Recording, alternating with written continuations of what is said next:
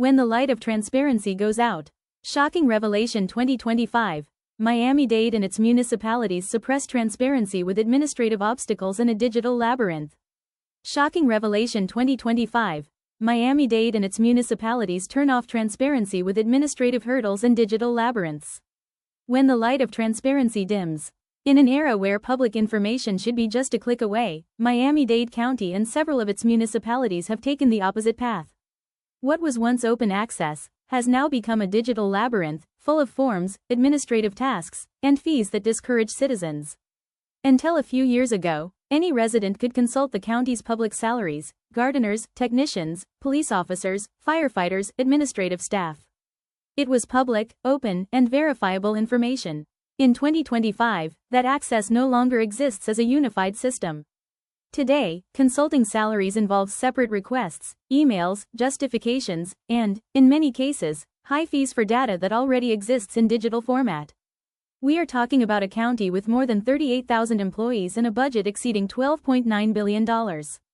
When access to this information is limited, not only is transparency affected, but public trust is also weakened.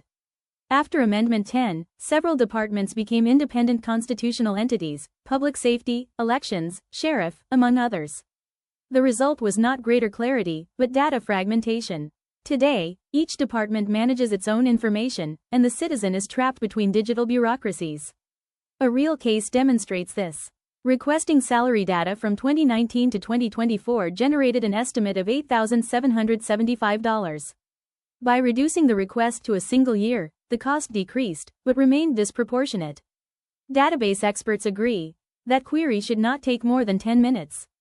Then the inevitable question arises, 6 years of data.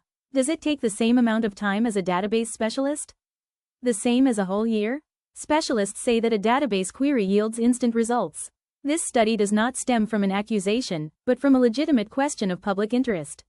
Were there salary increases, adjustments, or bonuses concentrated in electoral periods? Did these increases respond to inflation and contracts? Or did they coincide with re-election cycles? With a payroll of 38,000 employees, any massive adjustment has fiscal and political impact. Therefore, analyzing the data is not an attack, it is citizen oversight. In several municipalities in the county, the situation is even more restrictive. Privacy is invoked as an argument to deny basic data or impose high costs. Thus, transparency ceases to be a right and becomes a privilege. New York proves that it is possible. There, municipal salaries are published for free, openly, and in a structured way. Agency, position, base salary, overtime, compensation. All with clear methodological warnings and limited exceptions justified by law. In New York, I don't know if it will change. In this aspect, transparency is evident online. In Miami-Dade, access has become an administrative labyrinth. The county displays open data portals with hundreds of databases. But many are outdated, excessively aggregated, or lack the necessary detail for a real audit. Partial transparency is still functional opacity. Salary is a point of analysis, but it's not there.